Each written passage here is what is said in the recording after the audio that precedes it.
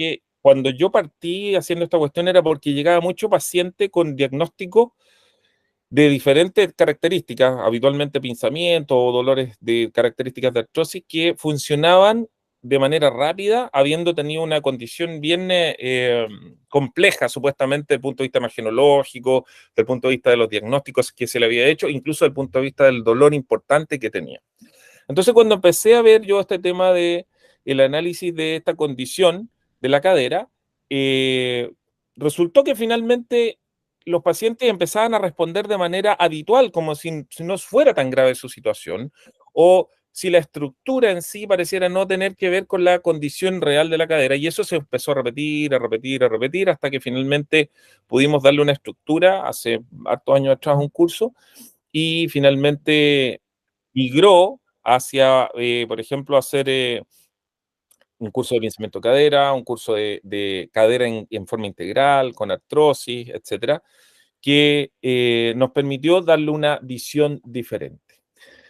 De modo que la idea, como les decía de hoy, es tratar de transmitir algunas cosas dentro de observaciones o lineamientos generales que probablemente incluso pudieran estar eh, reñidos o tener alguna diferencia respecto a lo que se nos enseña en pregrado, por un lado, o reñido un poco respecto a las prácticas habituales que se realizan en lo que es nuestra labor de kinesiología. Y eso muchas veces sorprende a los pacientes, porque cuando uno les explica la forma en que uno va a generar ese abordaje, el paciente me dice, pero es que justamente me dijeron que no hiciera eso.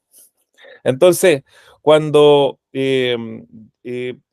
contarles para hacer una introducción un poco más práctica, una de las últimas pacientes que llegó, que era como una paciente característica de estas cuestiones, era una paciente joven, atlética, activa, con un diagnóstico determinado de su cadera, y que el médico le dijo, sabes que suspende todas las actividades, no hagas más trote, y hacía running, no hagas trote porque te va a hacer mal, y puedes hacer actividades sin impacto como bicicleta, con eso vas a mantener tu condición física, y con eso puedes en el fondo esperar a que con algún tipo de fortalecimiento y estabilización puedas andar bien, cosa que suena bastante bien desde el punto de vista general esto.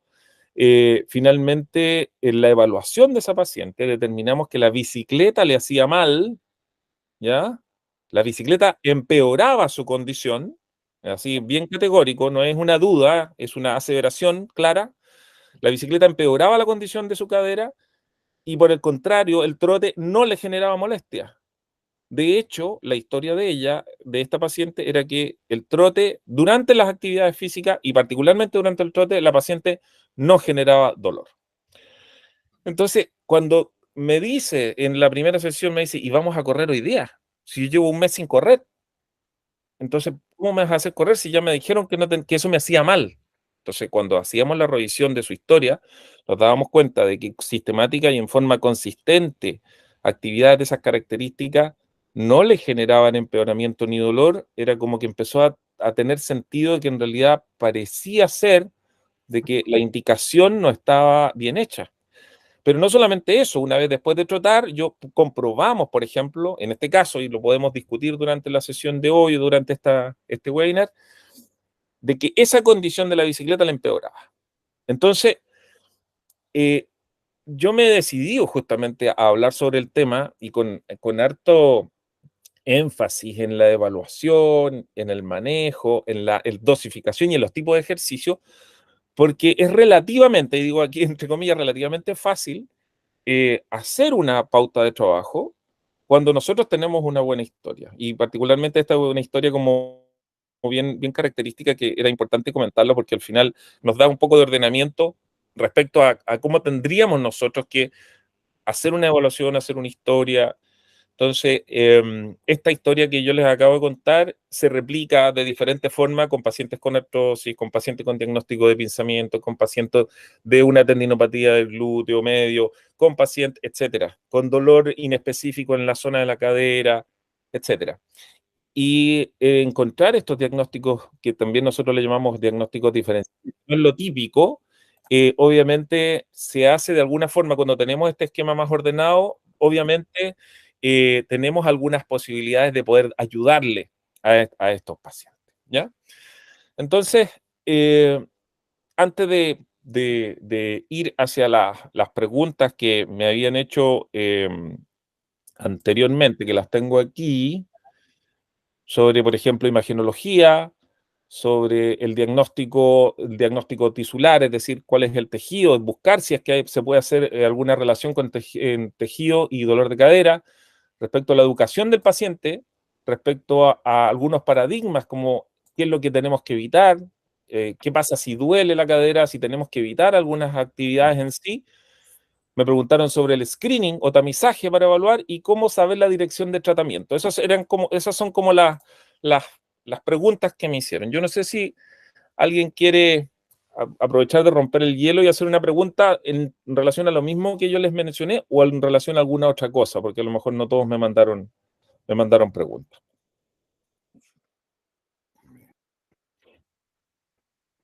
Ustedes abren su propio micrófono,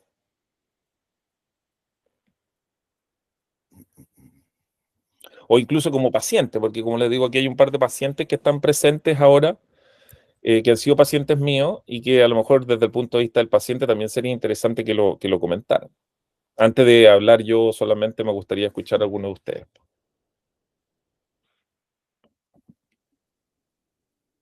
Espero con paciencia. Bueno, buenas noches. ¿Me oyen? Sí, perfecto, Filipo. Bueno, Víctor, yo sería más un paciente que digamos que un kinesiólogo, pues. Este, lo que tú mencionabas antes, mencionaste tres cosas: pinzamiento de cadera, tendinopatía, desgaste. Bueno, todas esas cosas, en mi caso, están presentes.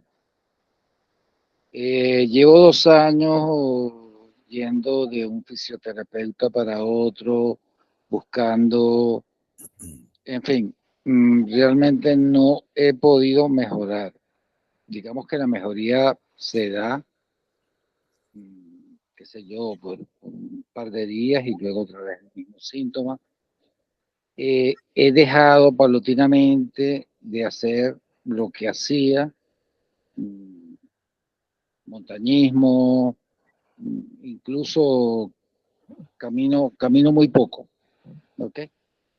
Lo que hay es una molestia y a veces dolor, o sea, de la molestia va el dolor. Entonces, bueno, el interrogativo que yo me hago constantemente es: ¿qué estoy haciendo o qué estoy dejando de hacer para mejorar mi condición?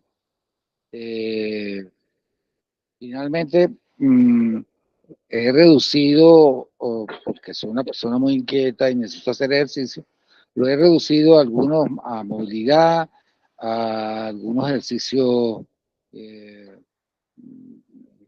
tal vez en el agua un poquito más, pero realmente no estoy claro si estoy en la dirección correcta. Mira, bueno, de hecho, gracias Filipo. Yo con Filipo de alguna manera tratamos en algún momento de tener contacto vía hacer algún tratamiento, de hecho, online, que se puede hacer en muchos casos. Eso sería, de hecho, después de la pandemia se descubrió de esta gran ayuda que igual, a pesar de no tener contacto directo con el paciente, podemos ser de gran ayuda para muchas cosas. Bueno, ¿qué pasa? Y la pregunta va un poco para allá, creo. ¿Qué pasa cuando el paciente tiene múltiples diagnósticos imagenológicos o alteración imagenológica en este tipo de condición como una afectación dolorosa en la cadera? Cuando se hace, de hecho, una de las preguntas que sale habla de tamizaje o de screening para poder determinar cómo llegar o cómo se hace este análisis clínico para llegar a determinar qué puede ser la condición de la cadera, qué es lo que está generando dolor.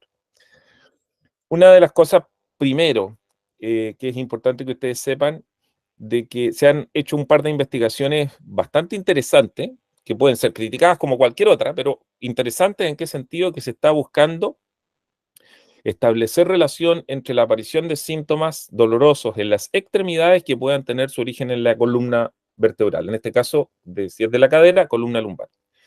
¿Y qué es lo que han dado estas investigaciones? Que son recientes, 2018 en adelante. Se han hecho varias investigaciones, la última que fue, creo que fue, no sé si en el 2021 o en el año pasado, en donde se describe que más o menos un 40% de las afecciones de extremidades tienen su origen en la columna vertebral.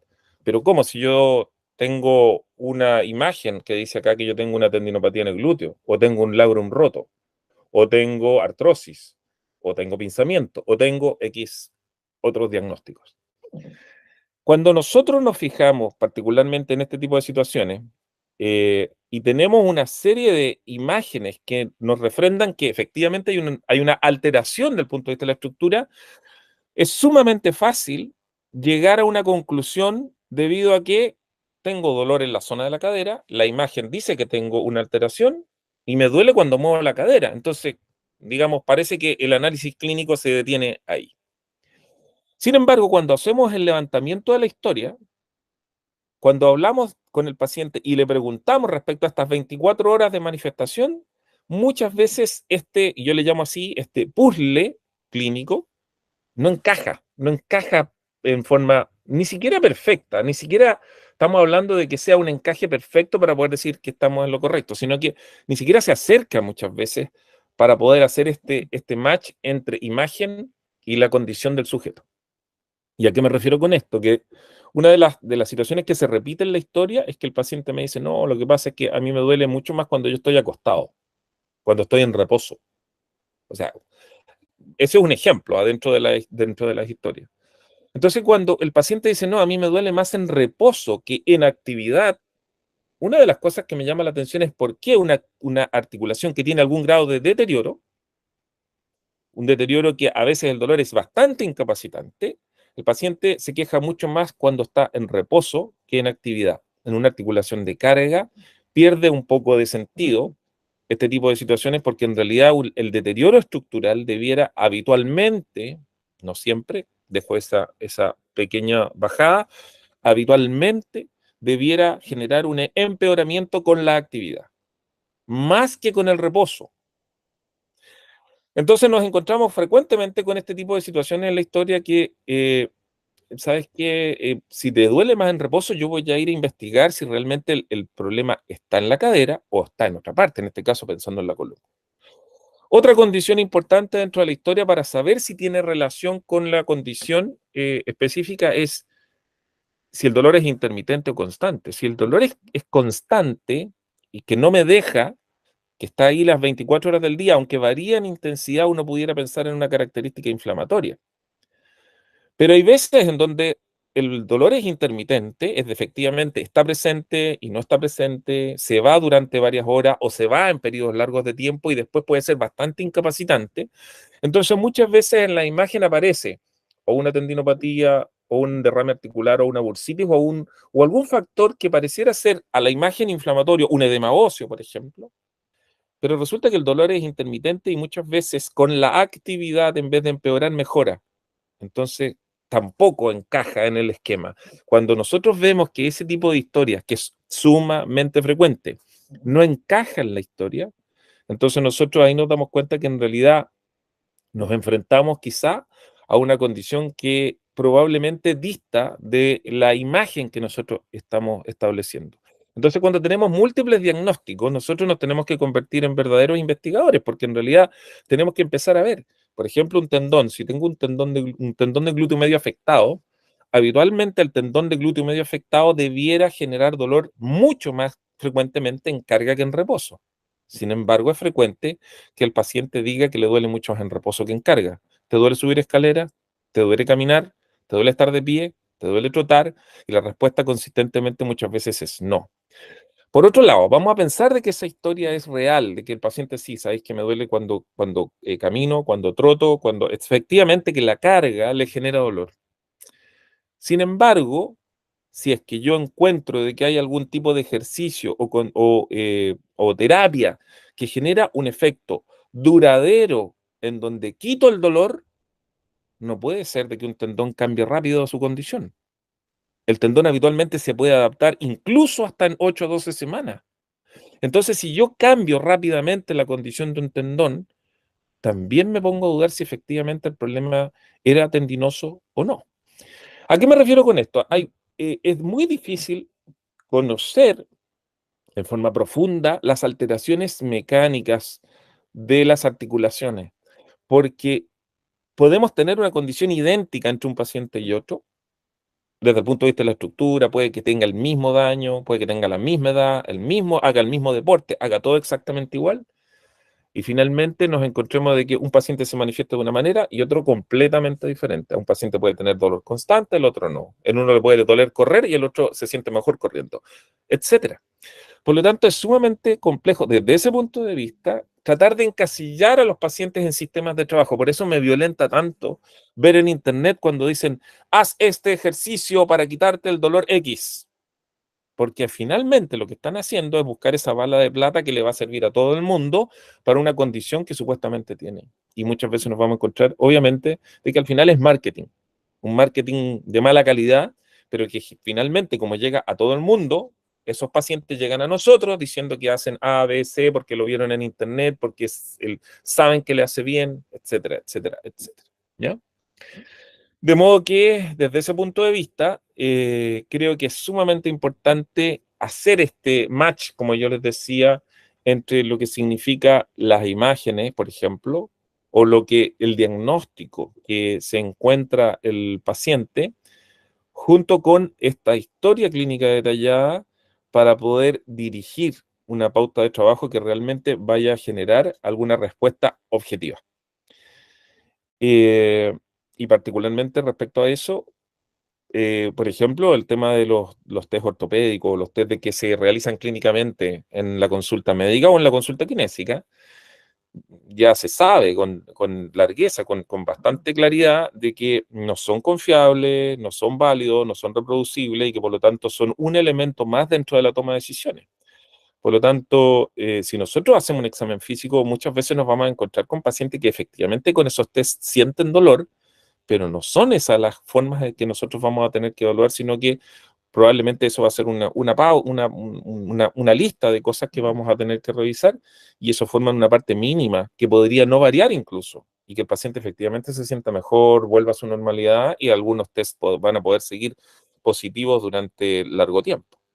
Por lo tanto, se hace sumamente importante que este proceso de valoración, de evaluación inicial, hablando particularmente en esta primera parte de lo que es una historia clínica, de levantar una historia clínica, una historia que tenga sentido y que, entre comillas, no se explique lo que probablemente tiene el paciente, incluso, y voy a ser súper categórico en esto, incluso sin mirar las imágenes desde el principio, porque nos podemos, en algunos casos, hay algunos profesionales que nos podemos sesgar. De hecho, durante muchos años yo tomaba las imágenes del paciente antes de poder evaluarlo y finalmente cuando ya iba con la idea de que el paciente tenía una alteración estructural, entonces dentro de mi evaluación probablemente incluso le empezaba a preguntar como para tratar de hacer coincidir esta situación.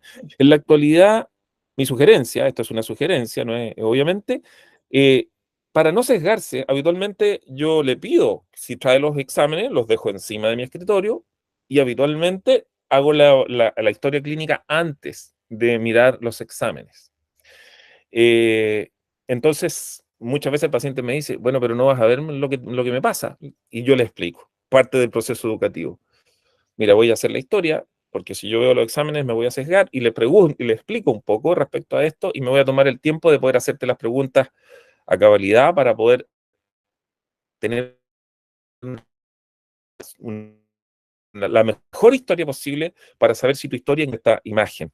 De modo que es sumamente importante y a veces está un poco reñido justamente con el manejo que se hace, porque el paciente a veces necesita, no a veces, muchas veces quiere saber qué es lo que tiene, dónde está y cuál es el tejido que genera el problema. Y muchas veces va a ser dificultoso encontrar con precisión, sobre todo en una primera etapa, saber cuál es el tejido que puede estar generando el problema. Entonces, ellos quieren seguridad y eso obviamente muchas veces no vamos a tener las herramientas, incluso imagenológicas. Es fácil decirlo con una imagen en la mano, pero cuando la imagen y la historia no coinciden, uno puede llegar a confundir al paciente y obviamente vamos a dar una opinión diferente a la del médico y eso obviamente para muchos puede ser un problema. Uno que ya está más viejo, en realidad uno se atreve a opinar al respecto, tratando de usar el mejor criterio posible para no generar esta confusión, ni incluso puede ser hasta malestar en el paciente, sino que tratar de aportar en la educación, en el proceso educativo del paciente como una visión respecto a su condición para poder sacarlo adelante.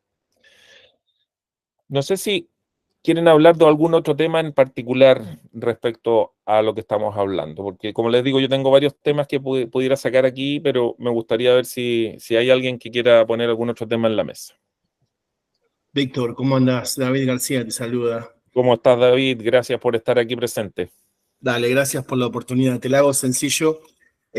Tengo un pequeño comentario, comparto muchísimo lo que decís y además a la vez tengo una pregunta para vos. Hablando sobre todo la pregunta de Filipo sobre el movimiento, si realmente él quiere saber si está en la dirección apropiada, esto y lo otro, ¿no es cierto? Mi punto es, sabemos que en tendinopatías, en general el movimiento, y sabemos todo lo de exposición gradual y demás, todo bárbaro, va a ayudar al paciente. El fenómeno de calentamiento en tendinopatías y demás, no tenemos duda que va a ayudar. En cuanto a las guías clínicas para lo que es artrosis de rodilla o cadera, también todas sugieren movimiento, ¿no es cierto? Pero hiciste un comentario ahí en que a veces cuando el paciente tiende a empezar a moverse, le duele, ¿no es cierto? Sobre todo una articulación que tiene algunos cambios. Entonces, mi pregunta es, para vos, entendemos que las guías sugieren movimiento, tenemos estudios que muestran que el movimiento está recomendado y demás. ¿Vos sencillamente creés, o a ver, en tu opinión, que este dolor que el paciente experimenta cuando comienza a moverse es sencillamente hasta que genere adaptación en los tejidos, habituación, o pensás que puede venir por algún otro lado? Esa es mi pregunta. Sí, de hecho, gracias David. Era uno de los temas que también quería comentar al respecto justamente a los paradigmas que tenemos nosotros de pregrado o de redes sociales, partiendo por una especie de título que pudiera ser, si te duele, no lo hagas, porque en realidad se asume de que el doler hace daño, ¿ya? Y la verdad es que en kinesiología se ha trabajado poco respecto justamente a ciertas condiciones especiales. Vamos a hablar de dos condiciones que tú dijiste, David, una que era el dolor por tendinopatía, que claro, es una exposición gradual y que muchas veces podemos tener alguna respuesta relativamente rápida o una adaptación y finalmente eso puede generar una condición de mejoría. Solamente un paréntesis que en realidad es como para no complejizarlo tanto, pero en el caso de las tendinopatías, ¿qué es lo que yo he observado? Particularmente en el glúteo medio, la tendinopatía del glúteo medio podría ser una consecuencia de una debilidad de la extremidad, en donde el problema se origina en columna lumbar, tiene una manifestación subclínica, es decir, no es clara la manifestación en la cadera, pero hay una debilidad muscular que finalmente se manifiesta a través de una tendinopatía. Entonces, evaluamos la extremidad, encontramos una debilidad más o menos clara, y esa debilidad explicaría teóricamente la aparición de una tendinopatía del glúteo medio, frecuente, digamos, en corredores, frecuente en gente físicamente activa, sin Trendelenburg, está desnivel pélvico sin Trendelenburg, pero sí a lo mejor con un Trendelenburg dinámico o tardío, en donde la persona después de cierta cantidad de trote o kilómetros aparece. Entonces ahí empieza a sobrecargarse. Pero eso es como un tema aparte. Lo otro, en relación al tema de la aparición del dolor, me hiciste acordar, una vez le di una charla a traumatólogos de una clínica grande acá en Santiago, hace años atrás, sobre justamente artrosis. Y la forma en la cual yo tenía de abordaje, y les voy a contar, digamos, de qué se trataba, justamente la falta de movilidad o los rangos dolorosos muchas veces se debe fundamentalmente a que no se ha expuesto al paciente a la recuperación de los rangos perdidos. Entonces, ¿qué es lo que pasa? Cuando yo voy a explorar un rango de movilidad voy a mover una articulación en su rango final, sea cual sea, puede ser extensión, puede ser flexión, principalmente en el plano sagital, en el caso de la cadera. Habitualmente, y esto también es un paréntesis, el rango que más se relaciona con pérdida de la función y aparición de dolor es la pérdida de extensión de la cadera. Por lo tanto, cuando yo realizo alguna recuperación de rango, eventualmente pueda generar algún grado de dolor. ¿Cómo sé si es que esta producción del dolor me genera algún beneficio? Yo tengo que tener lo que nosotros llamamos líneas de base y test de concordancia, que son dos formas de poder determinar si es que el paciente va a mejorar o no. La línea de base es cuánto me duele. Me duele 5, me duele 6 de una escala de valoración o cualquier otra, tres cruces. Cada uno podrá ocupar una escala de valoración. Y el test de concordancia, ¿qué es lo que te duele? No, me duele caminar, me duele pararme de la silla.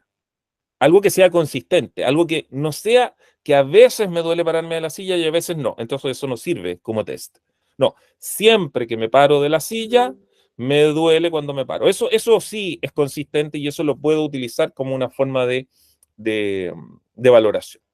Entonces, cuando yo testeo que tengo una pérdida de rango dolorosa, por ejemplo, en el caso de la cadera, lo que yo voy a hacer es tratar de explorar ese rango de movilidad, de llevarlo al máximo de su capacidad, de insistir en el final de rango, tratar de ganar algo de movilidad, y lo voy a ver en forma inmediata en la funcionalidad del paciente. Párate de la silla y ve si te duele.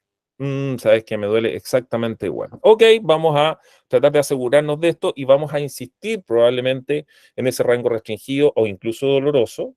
Y yo después les voy a explicar por qué vamos a insistir en eso.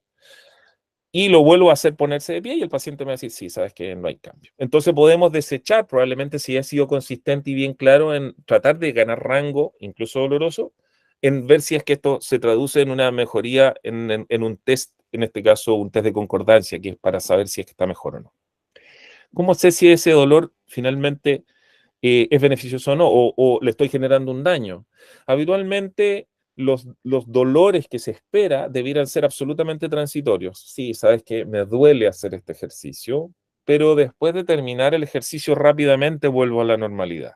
Esa es una forma de poder ver si realmente empeora o no. Vuélvelo a repetir. Me duele cuando lo hago. Esperemos 1 minuto, 2 minutos, 3 minutos, 4 minutos, incluso un poco más, no mucho más, porque en realidad después de eso ya empieza a empeorar el paciente, obviamente hay que detenerse. Pero tenemos que explorar porque muchas veces en el final de rango es donde vamos a encontrar la respuesta.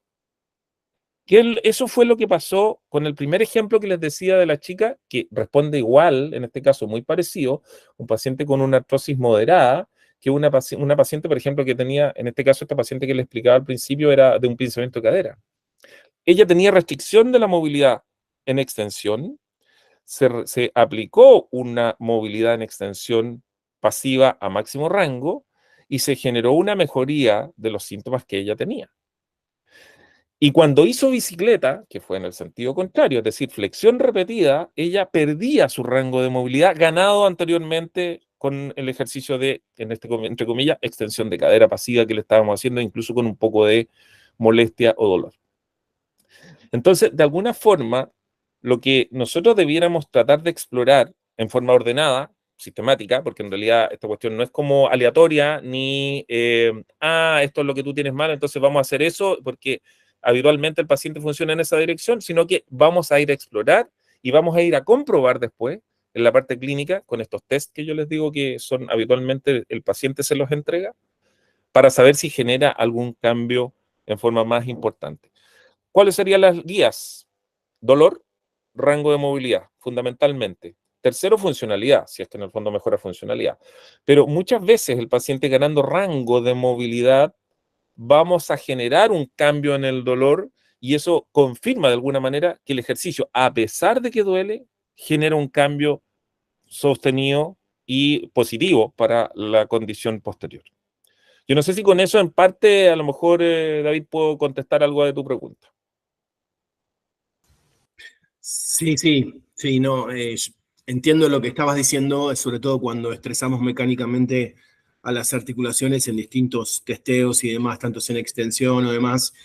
Yo también te preguntaba sobre cuál es tu opinión de por qué este dolor aparece, ¿no es cierto? Si vos pensabas que era sencillamente una cuestión de habituación, de que el paciente tiene que generar adaptación en los tejidos hasta que se genere esa adaptación, posiblemente experimente dolor. Y también lo mismo que comentaste sobre preguntarle al paciente cómo se siente después y demás. Siempre recuerdo cuando Ben Cormack vino a Argentina ya por el 2018, 19, él expresaba que solía preguntarle mucho al paciente cómo se siente el día después. Entonces, si le molestó un poco durante el ejercicio, pero el día después estaba normal, estaba bien, y se observaban mejoras en función, obviamente era un ejercicio el cual iba a sugerir. Pero sí, Piola, muchas gracias. Sí, justamente la habituación no es una situación que yo considere como clínicamente útil, ¿ya? La habituación al dolor, yo creo que si es que la hay, probablemente es una habituación que al final es un proceso subjetivo de tratar en el fondo de tolerancia. Pero es diferente, por ejemplo, cuando uno somete a carga y efectivamente generamos algún beneficio desde el punto de vista físico. Esto obviamente se podría haber manifestado, mucho más manifiesto en las primeras horas inmediatamente después. En general, el proceso educativo que yo le doy al paciente, mientras más tardía la aparición del dolor, porque a veces aparece tardíamente, mientras más tardía la aparición del dolor respecto a lo que yo te hice, menos relación tiene. Entonces, si un paciente empieza con dolor, salvo el tendón, que habitualmente el tendón puede partir tardíamente, pero en otras estructuras, si aparecen 4, 6, 8 o más horas después de la carga de trabajo, uno tiene que ver qué pasó en el medio, porque probablemente hay otro factor que en el fondo pudo haber gatillado este dolor. Pero respecto a la habituación que decías tú, no, yo no lo tomo como un factor a trabajar con el paciente. No considero, bajo mi punto de vista, no considero que sea adecuado decirle que tolere o aprender a tolerar el dolor como una parte de la terapia. Desde ese punto de vista, creo que es mucho mejor hacer una evaluación objetiva, entre comillas, sabiendo que todas las evaluaciones tienen algo de subjetivo, pero tratando de hacerlo lo más objetivo posible para poder dosificar carga. O sea, frente a los test de concordancia, si el paciente me dice correr a 7 kilómetros por hora durante 10 minutos me duele, y eso es consistente, eso es mucho más objetivo que cualquier otra cosa. Entonces lo vamos a ir a someter a esa carga y lo vamos a repetir y vamos a ver si efectivamente se sostiene. Y sorpresivamente, con el paso del tiempo, me he dado cuenta de que es mucho más fácil someter a carga al paciente cuando tenemos ese tipo de test más que cualquiera otra de los test clínicos que de repente nosotros podamos hacer. Y habitualmente cuando tenemos buenas decisiones, la mayor parte de los test, incluyendo los test ortopédicos, también se modifican, porque efectivamente estamos tomando buenas decisiones y se empiezan a normalizar muchas de esas condiciones. Muchas gracias, David. ¿Alguna otro comentario o pregunta que quieran hacer antes, si quieren hacer algún otro, hablar sobre algún otro tema? Respecto, por ejemplo, al proceso educativo, que eso es sumamente importante, ¿qué se le dice al paciente respecto a este tema? Hay una cuestión que es bastante obvia, que tiene que ver con la catastrofización o tratar de darle mucha información técnica al paciente o simplificar esta cuestión, como decirle, no, lo que pasa es que tienes un tejido que está dañado, que está roto, que está... Cuando se le habla, y eso ya es bastante conocido por muchos de ustedes, el proceso educativo tiene que ser consistente respecto a tratar de darle información al paciente para mantenerlo activo. Eso es lo mismo que decía David. La parte de ejercicio físico está fundamentada absolutamente. El problema que tenemos es que tenemos que tratar de solucionar el problema doloroso de los pacientes y no solamente educarlos respecto a que ellos se mantengan activos. Porque una de las premisas que yo habitualmente uso en todos mis cursos es que no todos los ejercicios hacen bien. De hecho, hay ejercicios que hacen mal y que en general, como profesionales del área, habitualmente decimos, no, bueno, si este paciente no anduvo bien, está dentro de la estadística o sabes que en realidad esto es un problema crónico. Entonces empezamos a dar respuesta antes de realmente darle una solución al paciente y finalmente abandonamos las pautas de trabajo para poder seguir avanzando con este tipo de pacientes. Y de verdad que en realidad el proceso educativo tiene que ir de la mano, no solamente para mantenerlo activo al paciente, como les digo que es positivo, sino que también tiene que ver con el manejo específico de su condición para la articulación de la cadera. Y les quiero aquí dar un ejemplo práctico. Muchos pacientes van a tener cambios importantes en su sintomatología, en su funcionalidad y en su dolor, en su funcionalidad y en su rango de movilidad cuando movemos la articulación en una dirección de trabajo. Es decir, por ejemplo, en el caso de la cadera, muchas veces la extensión de la cadera está restringida, mejoramos la movilidad en extensión de la cadera y la mejoría en extensión genera cambios que son importantes. Entonces, le damos al paciente la educación respecto a que tiene que moverse en ese rango de movilidad y mantenerlo durante algún tiempo para mantener esa condición.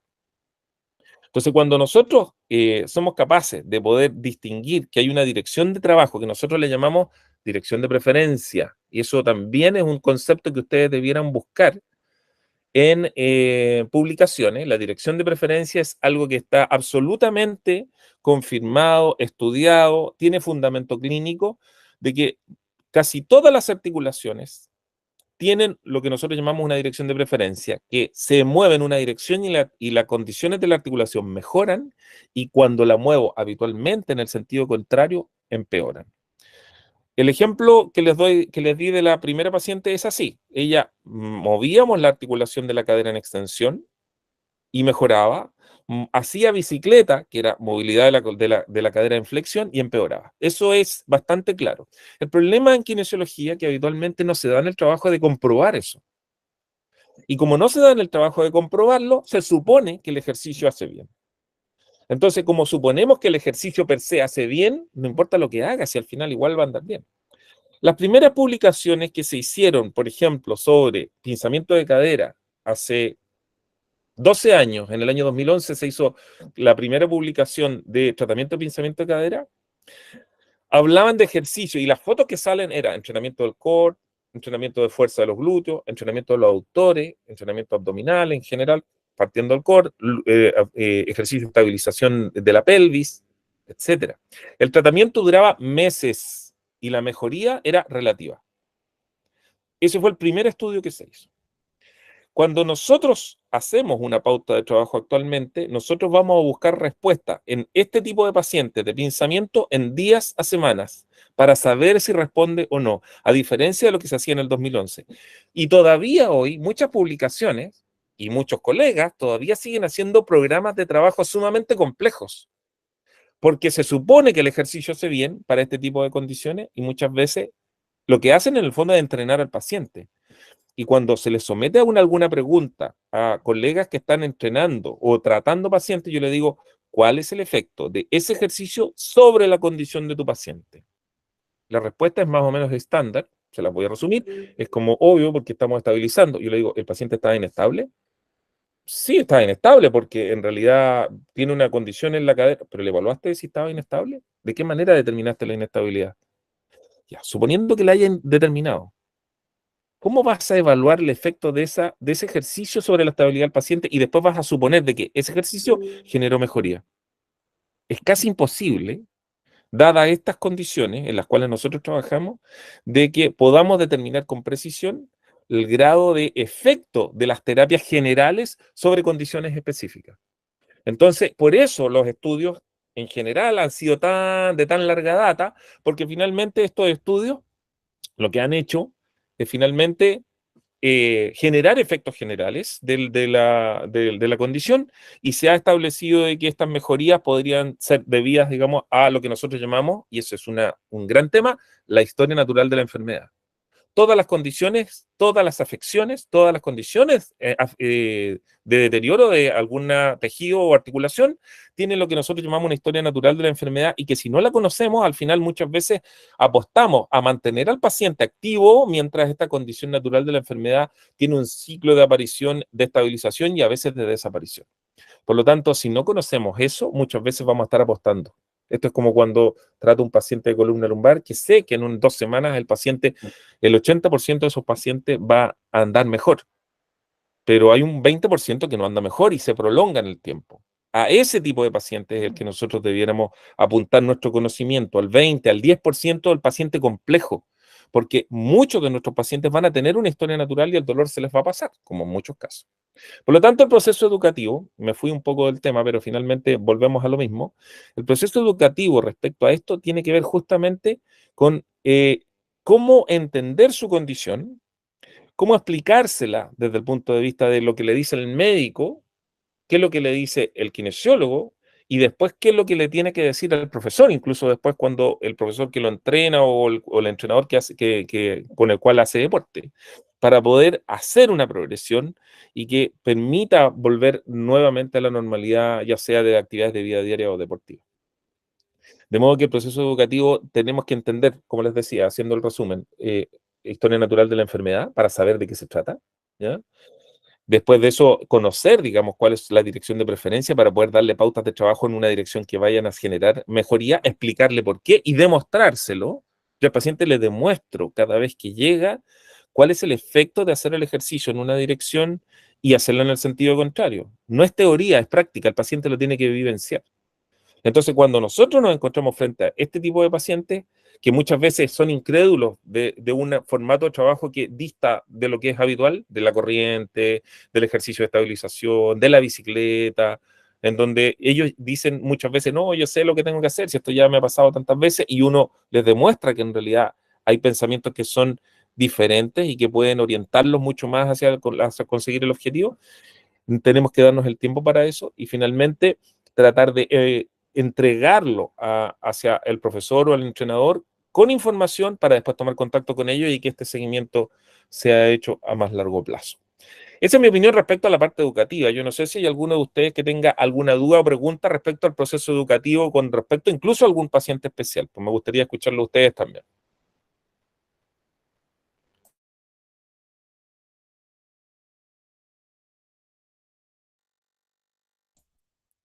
Mucho silencio por acá. ¿Alguien más que quiera aportar respecto al proceso educativo? Eh, bueno, Víctor, de verdad muy interesante lo que has comentado y de hecho ese estándar que tú hablabas, eh, con el que casi la mayoría de los fisioterapeutas, por lo menos, que no tengan una formación en kinesiología o otra formación, aplican todo el tiempo y realmente en mi caso no me han dado ninguna perspectiva concreta, porque al final no sé si lo que, lo que, lo que supuestamente estoy haciendo, ¿no? Que el ejercicio se hace bien y hay que mantenerla, pero no, eh, hay que lograr un objetivo concreto, que es la mejoría, ¿no? No el acostumbrarse a a, a un rango de dolor, eh, o también movimientos que al final pueden ser contraproducentes realmente para lo que inician. Entonces, creo que es bien importante la parte educativa, muy importante. Sí, gracias, Filipo. Y me acordé de algo además que dijo también David y tiene que ver un poco con eso. O sea, una condición degenerativa de una articulación, hablemos de una artrosis de cadera. ¿Qué posibilidades puedo tener yo de generar un cambio en una alteración estructural importante? Falta de cartílago, algunas osteofitos importantes, limitaciones de muchos años, cojera, etcétera. Habitualmente, y eso también es una situación que solamente la pueden experimentar los internos que antes pasaban conmigo, eh, para poder ver cambios importantes en personas que en realidad parecía que no iban a tener ninguna posibilidad de salir adelante. ¿Cuál es mi experiencia al respecto? El temor que tiene el kinesiólogo, porque obviamente no tiene la experiencia, como les digo, como uno que ya tiene hartos años encima, tiene menos temor. De hecho, cuando el paciente habitualmente tiene un deterioro importante, uno, o tiene un nivel de dolor importante, cualquiera de esos dos, se convierte en una posibilidad grande de poder generar cambios importantes al mismo tiempo. Es una gran opción de poder ver rápido si el paciente va a evolucionar o no. En lugar de decir, ah, no, es que este paciente no lo voy a mover mucho porque tiene tanto deterioro que en realidad es poco, o sea, al tiro, en forma inmediata, los clasificamos de que el paciente tiene pocas posibilidades de salir adelante porque tiene una condición estructural importantemente deteriorada. Sin embargo, la mayor parte, no todos, eso es importante también decirlo, pero la mayor parte de ellos van a tener cambios sintomáticos y mecánicos grandes de su condición. Van a poder mejorar su condición si es que son tratados adecuadamente, no en forma general. Si son tratados en forma general, la articulación no va a recuperar su rango de movilidad, no va a poder, no, por ejemplo, en el caso de que pudiera estar comprometido un problema de columna lumbar, repito, es sumamente frecuente, ¿eh? Sumamente frecuente, lo vuelvo a subrayar. Los problemas de columna lumbar que se manifiestan en la zona de cadera, tiene que ser incluido un screening de valoración de columna lumbar como parte de esta condición de dolorosa en la cadera. Puede ser un dolor inguinal, puede ser un dolor del muslo, puede ser un dolor lateral, que habitualmente dicen que es la fascia lata, un dolor en la zona del glúteo, que dicen el síndrome del glúteo profundo, un dolor, etcétera. Hay un montón de diagnósticos que es fácil llegar a ellos si es que no se hace un screening adecuado. Entonces, antes de poder confirmar o descartar esto, habitualmente lo que nosotros vamos a tener que hacer, obviamente, es hacer una valoración importante y muchas veces nos vamos a encontrar de que estos pacientes con gran deterioro tienen la posibilidad de generar cambios importantes. Historias de esas tengo muchas. En los cursos que dicto, habitualmente muestro historias de pacientes reales con imagenología, con cambios sintomáticos y mecánicos que duran durante años. No es una cuestión de que se le quita durante una semana y estamos felices. No, se le quita durante mucho tiempo, meses, años, ¿ya? Y obviamente eso confirma de alguna forma de que el proceso de valoración que estamos aplicando al menos es incompleto y por lo tanto dejamos fuera un montón de cosas que muchas veces es por temor, porque no tenemos la experiencia, porque no nos hemos expuesto a ese tipo de valoraciones y como kinesiólogo no me atrevo a mover al paciente dado que no sé, muchas veces no se entiende. Y mi crítica justamente es que todavía pareciera ser de que al kinesiólogo le falta entender el proceso biológico y no clasificar al paciente rápidamente en una condición psicosocial a pesar de que la tenga. También tengo muchas historias de esas, en donde pacientes que han sido tratados como problemas psicosociales, con problemas de depresión, y que el problema era eminentemente biológico. O sea, el problema era físico, no era psicológico. El paciente estaba deprimido, pero su problema era físico. Se le quitó el dolor y el paciente siguió igual con su depresión, pero se le fue el dolor.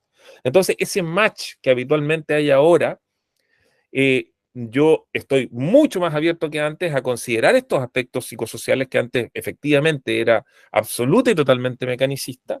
Sin embargo, siento que hay un dejo y un abandono respecto a este tema en relación a lo biológico porque parece obvio que en realidad si es que el paciente le duele, está limitado, ya tiene pérdida de rango, tiene una edad, tercera edad, lo clasifican y lo van metiendo y lo encasillan y finalmente no lo mueven porque el paciente, en realidad, ¿para qué lo voy a mover si además tiene un factor psicológico que también... Entonces hacemos ese match rápidamente y lo encajonamos en una pauta de trabajo que es sencilla, que es general, que el paciente se tiene que mover y finalmente nunca sale. Esa es una experiencia bien triste que en realidad yo veo. Lo veo mucho también en la dificultad que se tiene, por ejemplo, en el sistema público, porque obviamente el kinesiólogo no tiene tampoco mucho que hacer respecto a esto. Habitualmente el paciente ya viene prácticamente listo para la cirugía en el caso de la artrosis de cadera. No tenemos injerencia en la toma de decisiones y eso es un gran tema que podríamos nosotros aportar al ahorro al Estado respecto a cirugía de pacientes que realmente no lo requieren.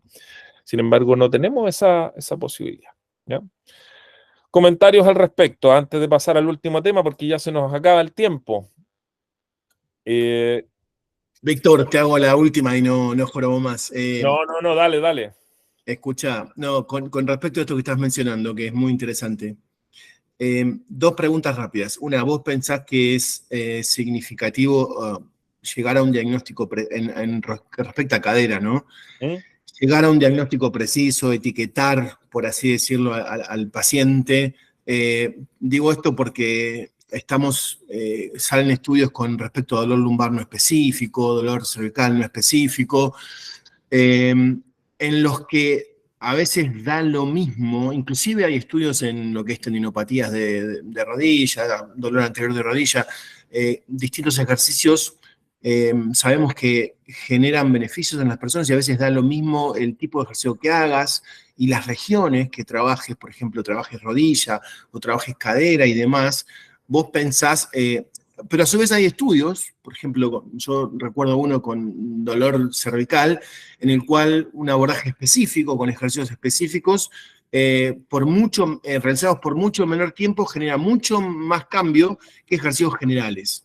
¿Vos te referías a eso cuando hablabas de un abordaje general versus un abordaje específico? Exacto, Y mira. no jorobo más. Gracias de Y, vuelta. no, gracias por la pregunta.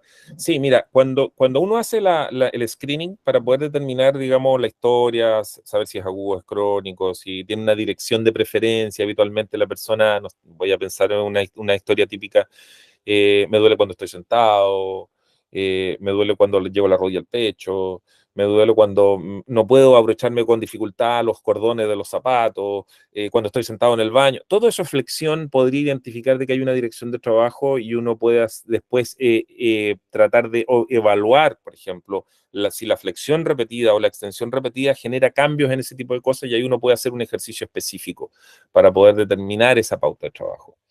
Entonces, la determinación de una dirección de preferencia va a ser determinada primariamente en la historia y secundariamente en el testeo.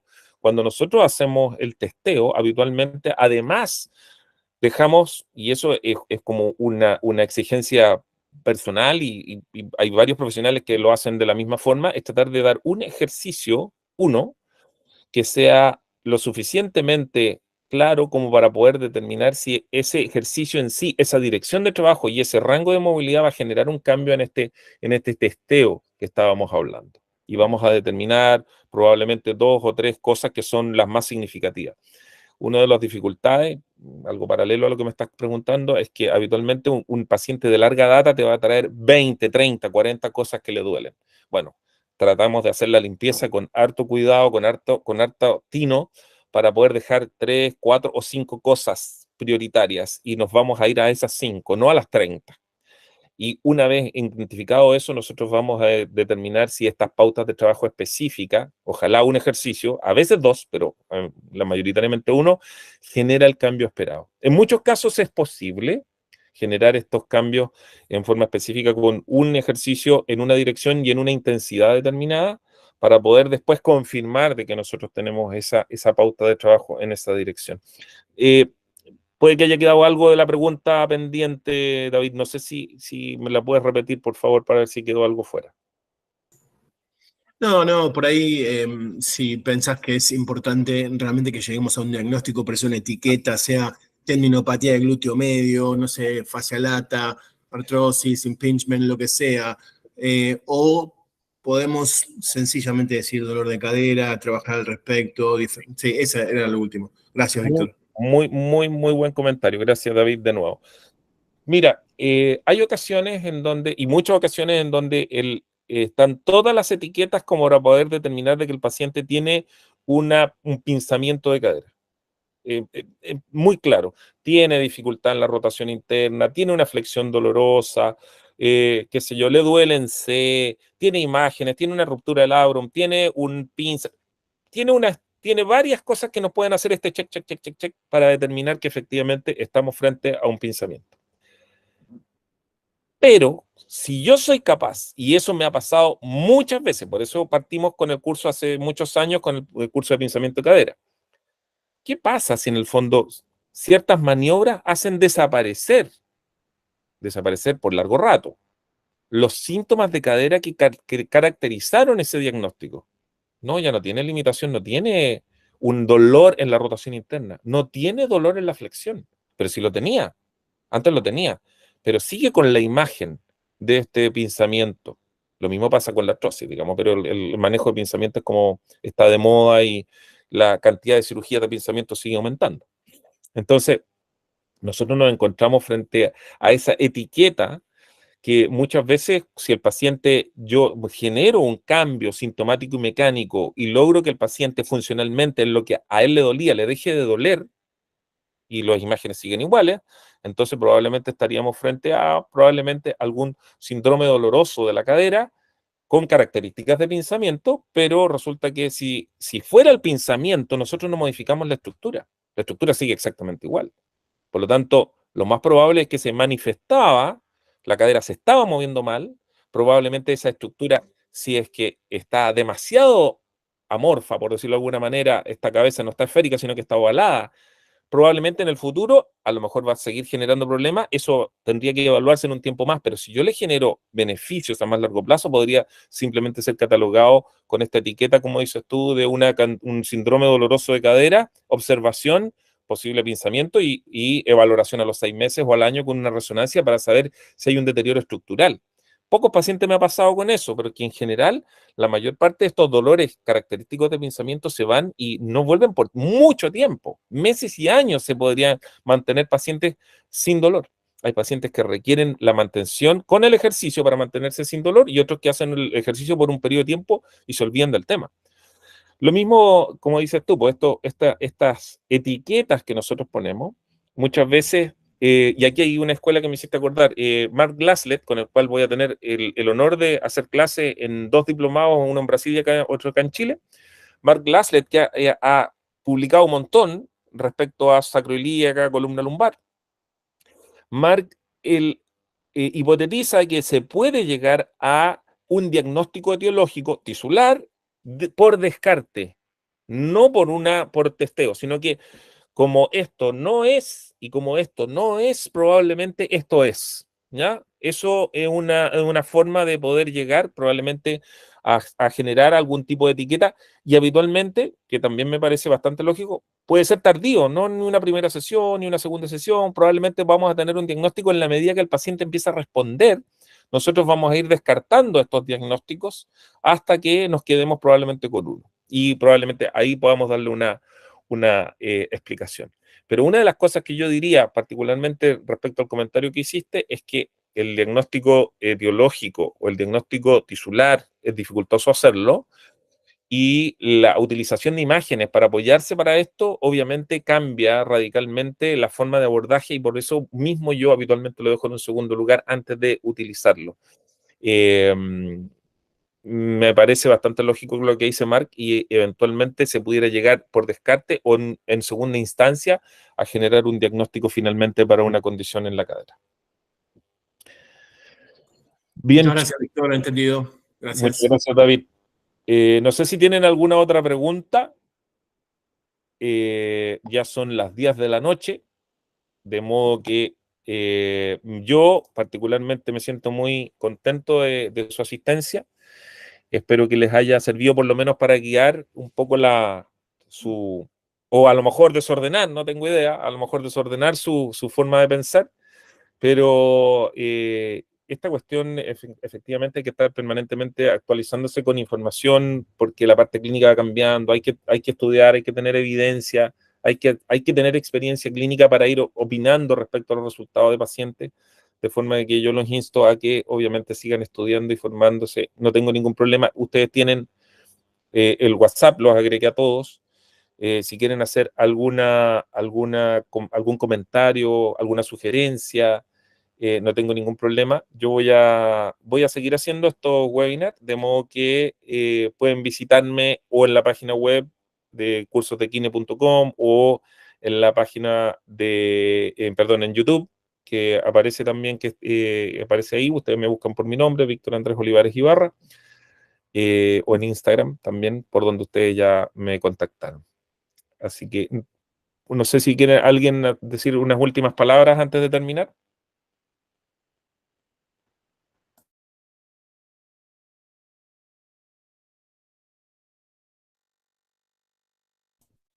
Parece que no.